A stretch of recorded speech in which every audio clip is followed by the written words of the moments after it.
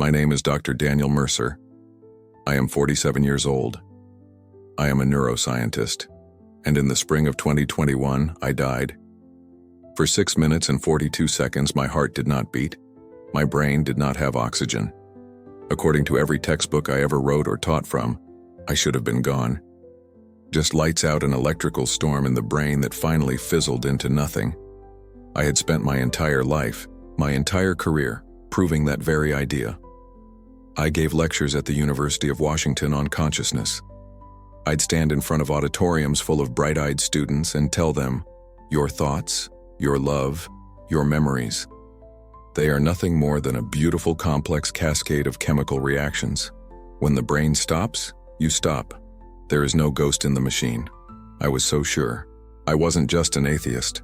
I was an evangelist for nothingness. I believed in data, in peer-reviewed studies, in the cold, hard, measurable facts of the physical world. My wife, bless her, she had a quiet faith. She'd go to church on Sundays and I'd stay home with a coffee and the New York Times, feeling a little bit sorry for her. Sorry that she needed a story to feel safe. I had my science. I didn't need a story. I was a husband, a father to 2 kids, a man who fixed leaky faucets on Saturday and grilled burgers on Sunday. I thought I had the world figured out. I lived in a box of my own making, a box built from scientific principles, and I was happy in there. It was safe. It was logical. It was predictable, until it wasn't. That afternoon, I was cycling home from the university. It was one of those rare, perfect Seattle days where the sun breaks through the clouds. I remember the feeling of the wind, the rhythmic sound of the bike chain, the smell of damp earth from a park I was passing.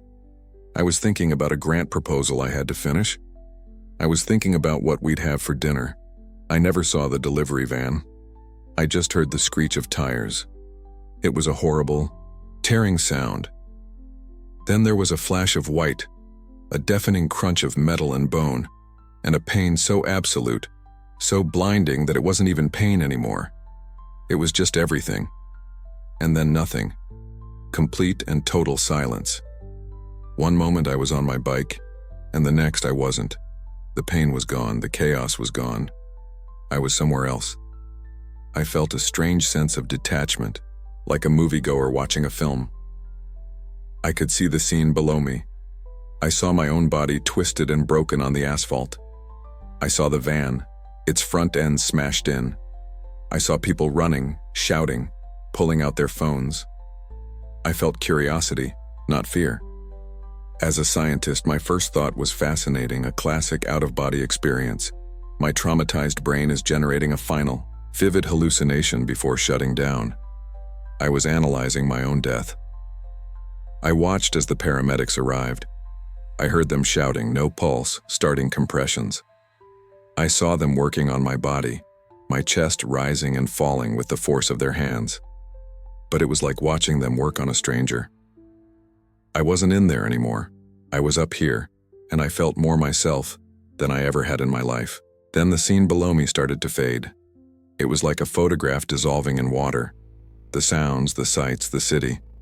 It all just melted away, and I was left in a blackness.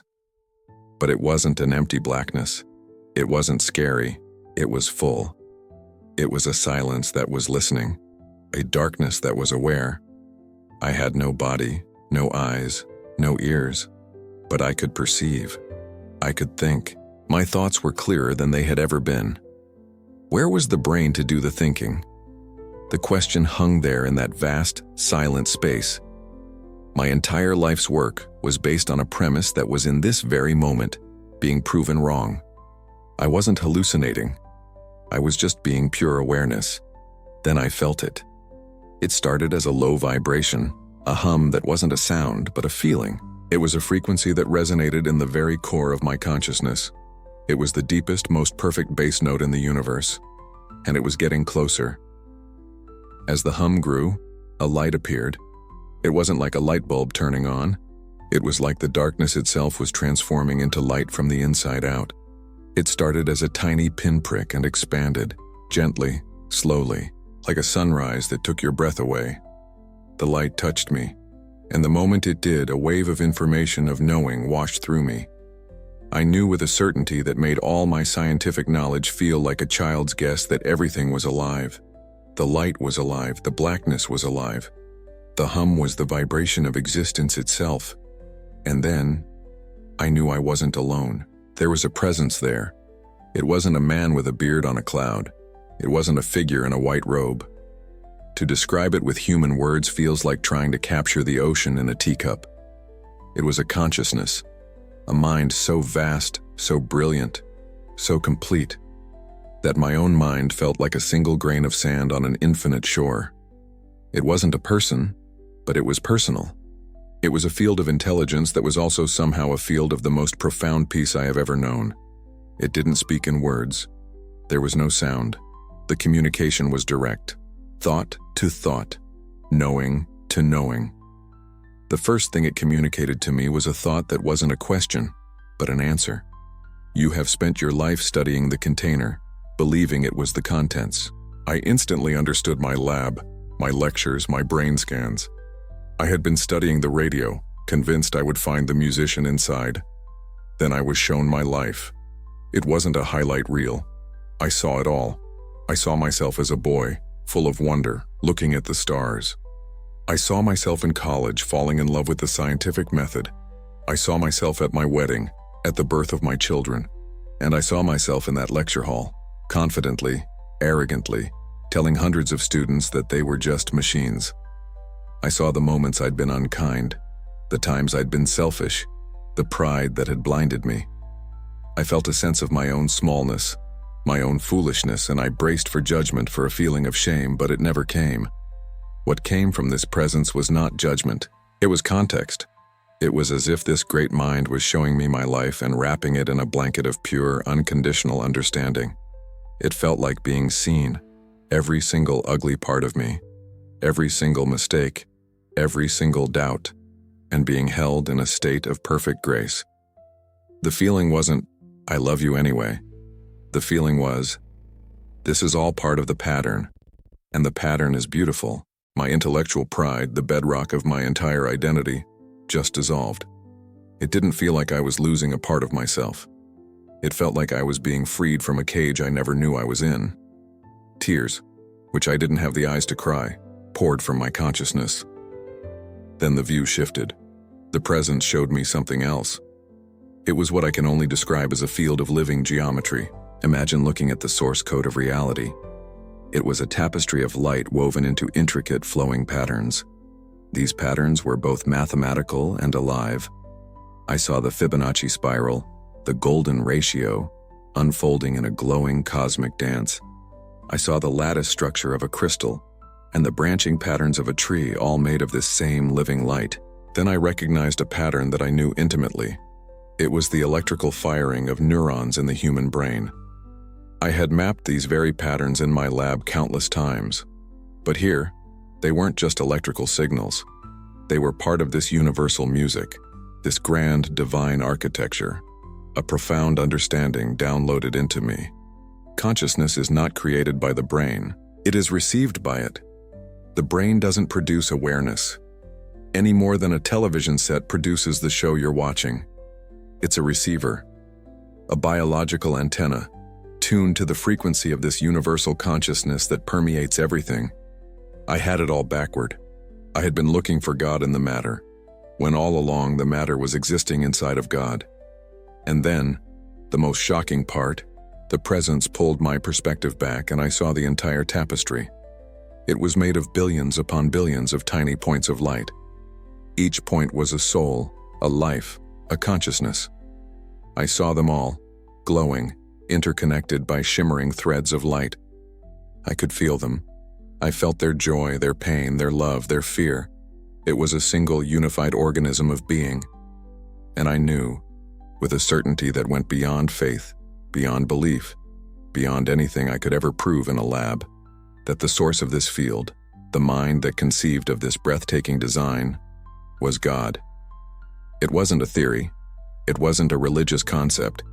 It was the fundamental truth of existence, the foundation of reality itself, and it was made of a love so powerful, so absolute. It was the very fabric that held the whole thing together. I was home.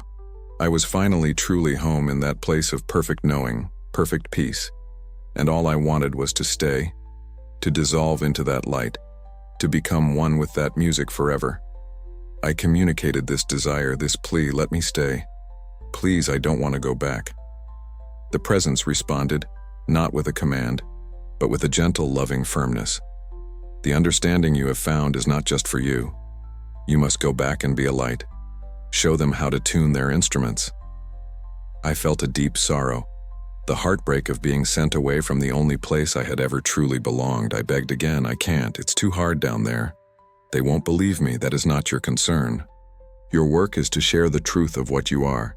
The rest is not in your hands. Then I felt a pull. It was a terrifying, violent sensation. I was being pulled backward, away from the light, away from the peace, away from God. The beautiful hum dissolved into a chaotic roar. The living geometry shattered into a million pieces. I was being shoved back into the box. The first thing I remember is a gasp. A huge, ragged intake of air that felt like fire in my lungs. My chest felt like it had been kicked by a horse.